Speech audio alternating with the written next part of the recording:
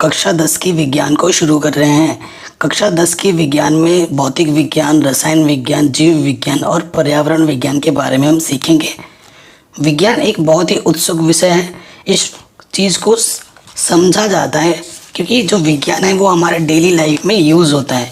हम हर चीज़ पे विज्ञान का यूज़ करते हैं और हमें खुद नहीं पता होता है। कक्षा 10 में आपके 16 चैप्टर हैं, ठीक है। तो आज के इस वीडियो में जो पहला चैप्टर हमारा है, अध्याय 1 रासायनिक अभिक्रियाएं एवं समीकरण, उसको हम कवर करेंगे। तो ये जो वीडियो होगा हमारा, इस वीडियो में हम अध्याय 1 के जो आपकी एनसीईआरटी है उसको पूरा जानेंगे एकदम बारीकी के साथ। और इसका जो नेक्स्ट पार्ट होगा, जो इसके जितने भी प्रश्न उत्तर हैं अभ्यास के, वो हम करेंगे। तो वीडियो को अभी कर दो लाइक, क्योंकि अब बाद में भूल जाते हो। और कक्षा 10 की जो गणित है वो मैं पहले ही करा चुका हूँ, लिंक्स मिल जाएगी आपको डिस्क्रिप्शन पे। तो चलिए शुरू करते हैं। चैप्टर के नाम पे जैसे आपसे पता चल रहा है, क्या नाम क्या है हमारा, रासायनिक अभिक्रियाएं एवं समीकरण, है कि नहीं। तो देखो क्या लिखा हुआ है, यहाँ लिखा है आप अपने दैनिक जीवन की निम्नलिखित परिस्थितियों पर ध्यान दीजिए और विचार कीजिए कि क्या होता है जब, ठीक है। कुछ चीज़ें इन्होंने बोला है कि गर्मियों के कमरे में ताप पर दूध को खुला छोड़ दिया जाए तो, अगर हम गर्मी में दूध को अगर खुला छोड़ देते हैं तो क्या होता है, क्योंकि गर्मी में जब दूध खुला छोड़ देते हैं तो कुछ देर बाद वो फट जाता है, ठीक है। अब पहले इनको पढ़ो, फिर मैं आपको इसका कारण बताऊंगा क्यों।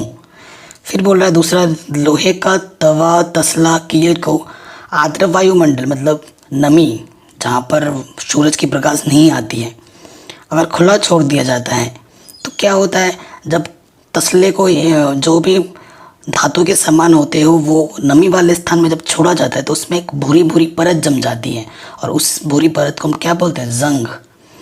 अंगूर का किण्वन, जो अंगूर होता है वो पिचक जाती है। भोजन पकाया जाना, भोजन अब जैसे चावल लेते हो आप, उसमें पानी डालते हो फिर पकाते हो तो वो भात बन जाता है ना। फिर भोजन पकाया जाना, हमारे शरीर भोजन को पचा लेता है, हम सांस लेते हैं। ये जितनी भी प्रक्रियाएं मैंने अभी बोली है, ये सभी की सभी क्या हैं, ये रासायनिक अभिक्रियाएं हैं, ठीक है। ये सभी की सभी चीज़ें क्या होती है, रासायनिक अभिक्रियाएं होती हैं। रासायनिक अभिक्रिया एक्चुअली होती क्या है, आप कोई उत्पाद लेते हो, ठीक है। जैसे मैंने ये चावल लिया था, अभी एक उदाहरण दिया था, चावल, उसमें मैंने मिलाया पानी, तो ये हमारे क्या है, जो चावल और मैं जो बाईं तरफ ले रहा हूँ ये मेरे क्या हैं, ये मेरे हैं अभिकारक, ठीक है। आपने क्या किया, अभिक्रिया की कौन सी, आपने गर्म किया, नीचे से स्टोव जला दिया या फिर चूल्हे में जला दिया, फिर आपका क्या बन गया, भात। तो जब हम दो या दो से ज़्यादा अभिकारक को लेते हैं और कोई अभिक्रिया करते हैं, एक नया उत्पाद बनता है। उत्पाद जो होगा एक नया होगा, एकदम फ्रेश। उत्पाद का जो गुण होगा ना वो अभिकारक के गुण से अलग होगा, ठीक है। तो ऐसे अभिक्रिया को हम क्या बोलते हैं, रासायनिक अभिक्रिया, ठीक। रासायनिक अभिक्रिया एक होती है भौतिक अभिक्रिया, वो भी मैं आपको बताता हूँ, ठीक है। एक होती है रासायनिक अभिक्रिया, एक होती है भौतिक अभिक्रिया, इसको भी जान लीजिए थोड़ा बहुत। अगर आपसे एग्जामिनर पूछे बताओ भैया भौतिक अभिक्रिया क्या होती है, और इधर हम लिख रहे हैं रासायनिक अभिक्रिया। कोई भी अभिक्रिया हो, चाहे वो रासायनिक अभिक्रिया हो चाहे वो भौतिक अभिक्रिया हो, मैं फिर से बोल रहा हूँ, मैं आपको मैं चीज़ें बहुत ही समझाने पे ज़्यादा जोर दूंगा। और जो भी प्रश्न उत्तर है वो मैं लिख चुका हूँ, ये भी मैं आपको टॉपिक वाइज बताता चलूँगा।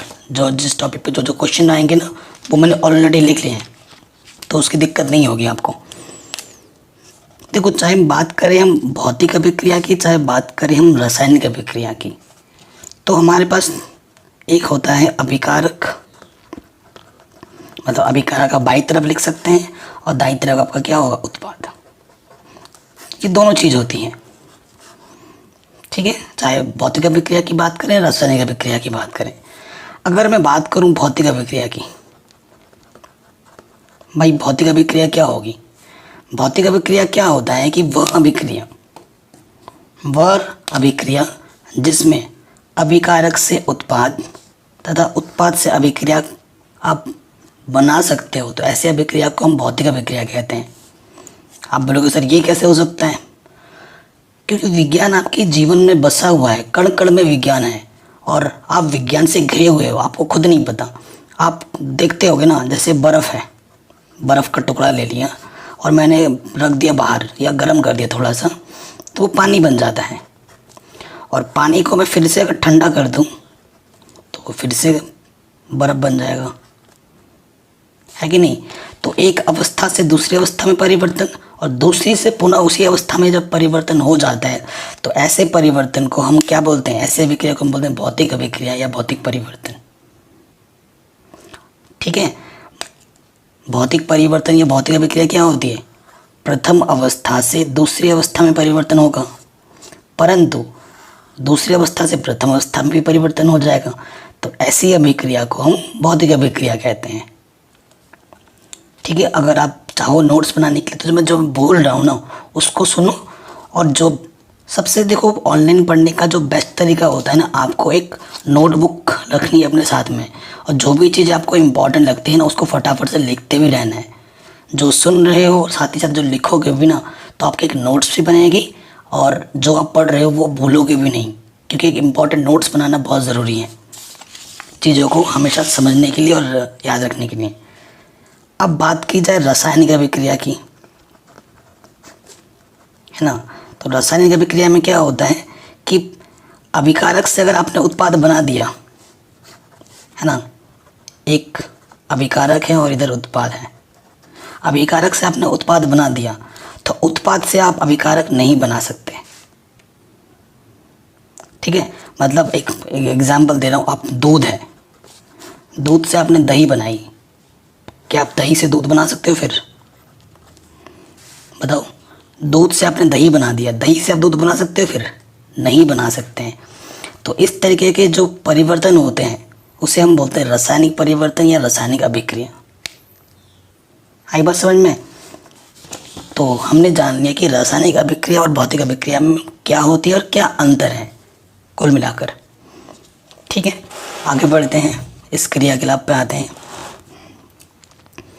इन सभी परिस्थितियों में प्रारंभिक वस्तु की प्रकृति तथा पहचान कुछ न कुछ बदल जाती है। पदार्थ की भौतिक तथा रासायनिक परिवर्तनों के बारे में हम पिछली कक्षाओं में पढ़ चुके हैं। जब कोई रासायनिक परिवर्तन होता है तो हम कह सकते हैं कि एक रासायनिक अभिक्रिया हुई है।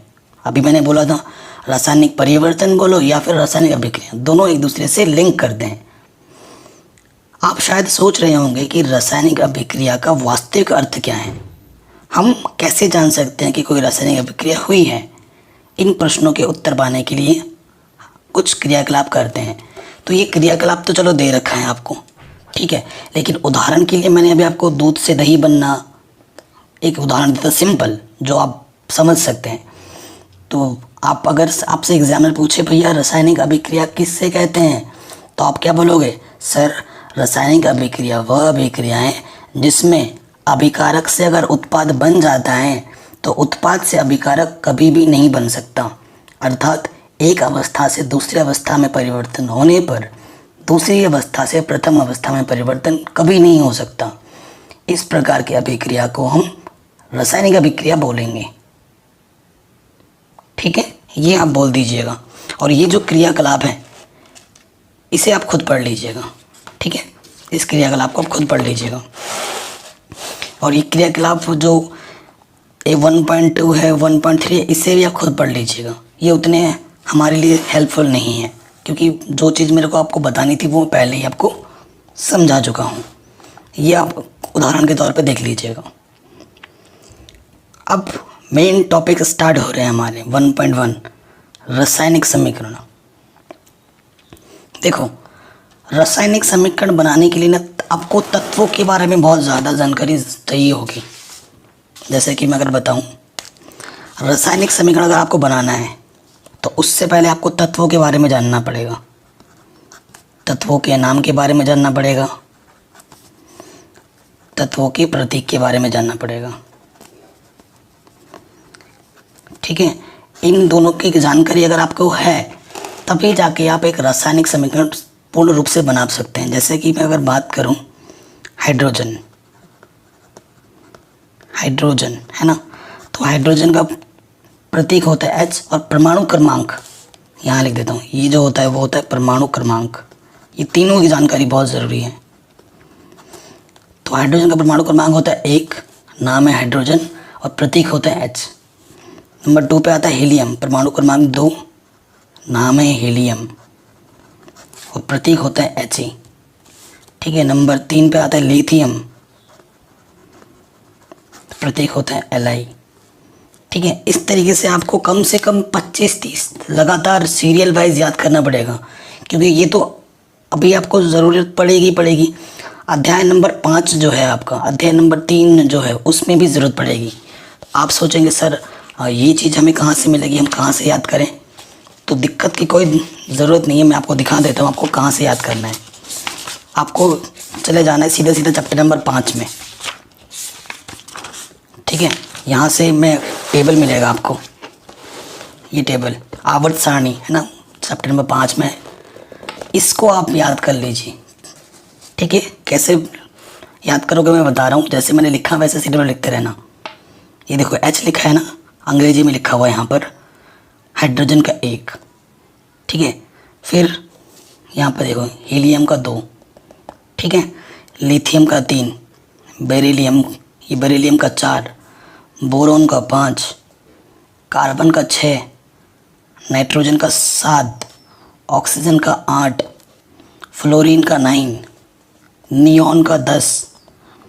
ठीक है। और ये जो प्रतीक भी लिखे हुए हैं, लिथियम का Li, बेरिलियम का Be, बोरोन का B, कार्बन का C, नाइट्रोजन का N, ऑक्सीजन का O, फ्लोरीन का F, नियॉन का Ne, ये इनके प्रतीक हैं। सोडियम का Na, कई बच्चे सोचते हैं सोडियम है तो ऐसे होगा या फिर HO होगा, गलत हो आप। सोडियम का Na, मैग्नीशियम का Mg, एल्यूमिनियम का Al13, परमाणु क्रमांक भी आपको याद करना है।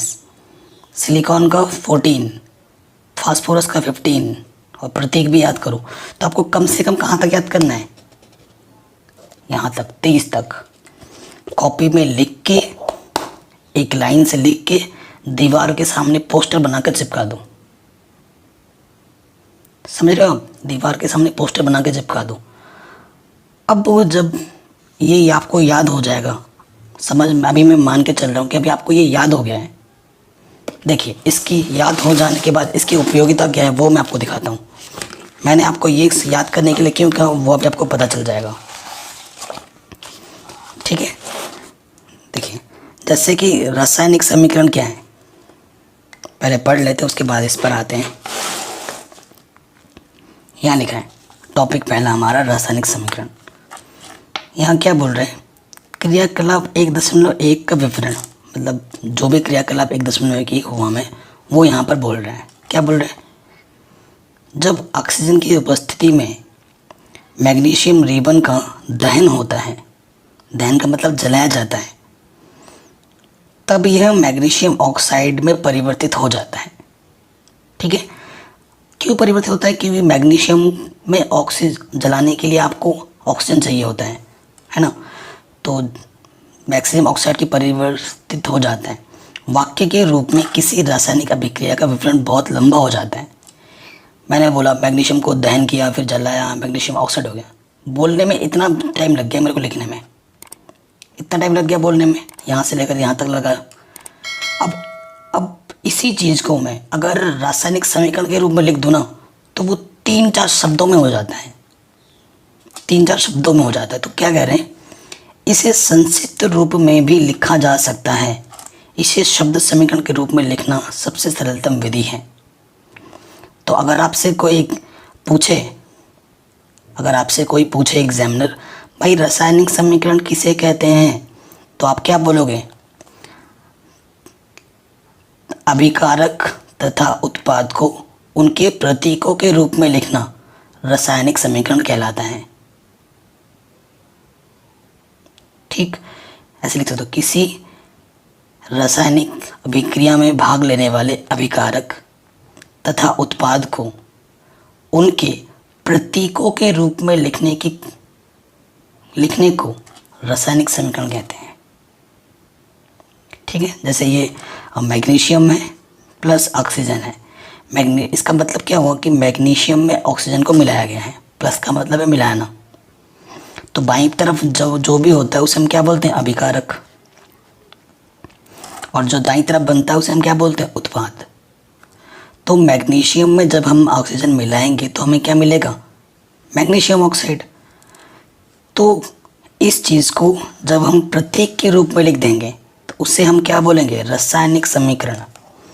ठीक है, उसे हम क्या बोलेंगे, रासायनिक समीकरण। देखो कैसे, इसका मतलब क्या हुआ। जैसे ये मैग्नीशियम है, मैग्नीशियम का प्रतीक होता है Mg। ठीक है, इस पे हमें क्या मिला है, ऑक्सीजन यानी कि O2। ठीक है, और इधर क्या बन रहा है, मैग्नीशियम ऑक्साइड यानी कि MgO। ठीक है, अब संतुलित भी करना है तो यहाँ 2 लग जाएगा, यहाँ 2 लग जाएगा।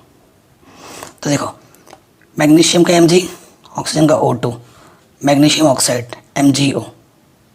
ठीक है, अभी ये जो 2 क्यों लगाया वो अभी आपको समझ में आ जाएगा। अगला टॉपिक इसके बाद में है संतुलित रासायनिक समीकरण। ये जो मैंने किया है ये किया है संतुलित रासायनिक समीकरण, वो अभी आपको पता लग जाएगा। ठीक है, सो देखो ये लिख दिया इन्होंने, देखो वही मैग्नीशियम का Mg मैंने तो संतुलित कर दिया था, ऑक्सीजन का O2 और मैग्नीशियम ऑक्साइड का क्या होता है, MgO। ठीक है, तो उसे हम बोलेंगे रासायनिक समीकरण। आया समझ में, तो ये चीज़ हो गई। आगे बढ़ते हैं। तो रासायनिक समीकरण क्या होती है, आप क्या लिखेंगे, किसी रासायनिक अभिक्रिया में भाग लेने वाले अभिकारकों तथा अभिक्रिया के फलस्वरूप उत्पन्न होने वाले उत्पादों या परिणामों के पदार्थों को। इतना अगर दिक्कत होता है तो जो मैंने बोला था वही लिख लेना। ठीक है, आप ऐसे लिख सकते हैं, किसी रासायनिक अभिक्रिया में भाग लेने वाले अभिकारकों तथा अभिक्रिया के फलस्वरूप उत्पन्न होने वाले उत्पादों। ठीक है, उत्पादों को प्रतीकों द्वारा तथा सूत्रों द्वारा निरूपित करने को रासायनिक समीकरण कहते हैं। ठीक है, उसके नीचे ये उदाहरण लिख देना, ये वाला। उसके नीचे आप कौन सा उदाहरण लिख दोगे, ये वाला, मैग्नीशियम प्लस ऑक्सीजन, तीर का निशान मैग्नीशियम ऑक्साइड, और फिर उसके नीचे क्या लिख दो, ये Mg प्लस O2, तीर का निशान MgO। बस, तो ये जो Mg प्लस O2, तीर का निशान MgO है, ये हमारा रासायनिक समीकरण है। ठीक है, ये हमारा रासायनिक समीकरण है। अब इस रासायनिक समीकरण का क्या महत्व है, ये हमसे पूछ सकते हैं कि रासायनिक समीकरण में निम्नलिखित तथ्यों की जानकारी मिलती है। आप इस रासायनिक समीकरण को देख के आप क्या क्या बोल सकते हो। अगर आपको सिर्फ ये लिख दिया जाए क्वेश्चन में कि Mg प्लस O2, तीर का निशान MgO है, बताओ भाई साहब इससे आप क्या समझ पा रहे हो। तो देखो आप क्या बोलोगे, इससे ये पता लग रहा है कि हमारे पास अभिकारक में 2 चीज़ें हैं, एक तो मैग्नीशियम है, एक ऑक्सीजन है, और हमारा जो उत्पाद बना है वो मैग्नीशियम ऑक्साइड बना है। ठीक है, तो हम ये क्या क्या पता लगा पाते हैं, ये देखो यहाँ लिखा है मैंने, रासायनिक समीकरण से रासायनिक अभिक्रिया में भाग लेने वाले पदार्थों का ज्ञान हो जाता है। क्योंकि जैसे कि इसमें मैग्नीशियम है, इसमें ऑक्सीजन है और इसमें मैग्नीशियम ऑक्साइड है। ठीक है, रासायनिक अभिक्रिया के फलस्वरूप उत्पन्न उत्पादों का भी ज्ञान हो जाता है। यहाँ पर उत्पन्न उत्पाद क्या है, मैग्नीशियम ऑक्साइड। फिर क्या लिखा है, रासायनिक अभिक्रिया के अभिकारकों तथा उत्पादों की मोल संख्या का ज्ञात होने पर उनकी द्रव्यमान संख्या की जानकारी भी हो जाती है। अब बोलेंगे मोल संख्या क्या है। देखो मोल संख्या का मतलब यहाँ पर मैग्नीशियम कितना है, 1 है, और इधर भी मैग्नीशियम 1 है। बाईं तरफ ऑक्सीजन के कितने हैं, 2 हैं, तो ये 2 इसके मोल हैं, ऑक्सीजन के 2 मोल हैं और इधर ऑक्सीजन के 1 मोल हैं। ठीक है, तो जो नेक्स्ट अभी हम पढ़ेंगे वो पढ़ेंगे संतुलित रासायनिक समीकरण, क्योंकि एक नियम होता है द्रव्यमान संरक्षण का नियम। द्रव्यमान संरक्षण का नियम क्या कहता है कि अभिक्रिया में भाग लेने वाले अभिकारक तथा उत्पाद की जो मोलों की संख्या होनी चाहिए ना, वो बराबर होनी चाहिए। अगर इधर मैग्नीशियम 1 बार है तो इधर भी मैग्नीशियम 1 ही बार होना चाहिए। इधर अगर ऑक्सीजन 2 बार है तो इधर भी ऑक्सीजन 2 बार ही होना चाहिए। क्योंकि तराजू से जब कुछ चीज़ तोल रहे हो ना, तो संतुलित कब होगा, बराबर कब हिसाब कब रहता है, जब दोनों तरफ बराबर होता है। एक तरफ झुकाव ज़्यादा रहेगा तो उधर उधर झुक जाएगा ना भाई, ठीक है ना। तो ऊपर चीज़ें नहीं होना चाहिए, दोनों तरफ, इधर जितना है उधर भी उतना ही होना चाहिए। ठीक है, तो वही लिखा होता है कि मोलों का ज्ञान होता है, और मोल कम ज़्यादा होने पर हम अभिक्रिया को, समीकरण को क्या कर लेते हैं, संतुलित। वो अभी हम सीख जाएंगे। फिर नेक्स्ट क्या है, रासायनिक अभिक्रिया के अभिकारकों का कुल द्रव्यमान के बराबर होता है, इसे द्रव्यमान संरक्षण का नियम कहते हैं, जो मैंने अभी आपको बोला।